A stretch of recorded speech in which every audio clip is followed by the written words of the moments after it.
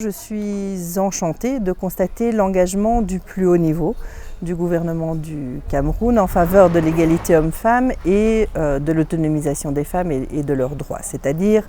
j'ai eu l'occasion de rencontrer son Excellence le Premier ministre, de rencontrer effectivement une délégation des Affaires étrangères, puis bien sûr, je dirais affectueusement, votre ministre de la promotion de la femme et de la famille, également la ministre des Affaires sociales, monsieur le ministre de la décentralisation, les élections Cameroun et également des mobilisations, des radicalisations, réintégration. Au niveau, je parle des services publics, à ce niveau-là, effectivement, j'ai pu constater de tous les interlocuteurs et interlocutrices un discours en faveur de l'égalité, un discours qui est relayé par des actions concrètes à l'intérieur des ministères et des institutions, à savoir par exemple au niveau de la décentralisation, nous avons élargi, je dirais, la collaboration que nous avions déjà dans le cadre d'une décentralisation sensible aux gens, donc qui prennent en compte les voix des femmes des communautés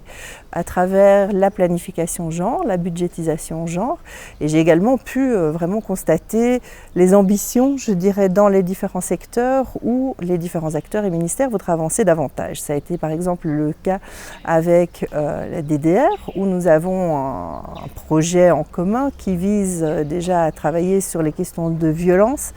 à l'égard des femmes,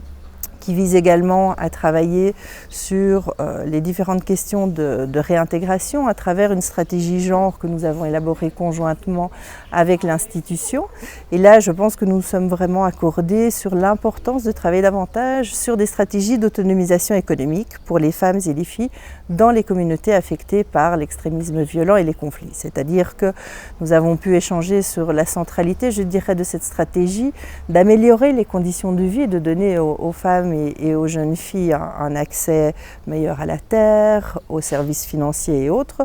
comme stratégie de prévention également pour éviter qu'on ne tombe dans le recrutement pour des réseaux extrémistes, mais également comme stratégie de réintégration et de stabilisation, puisque nous savons effectivement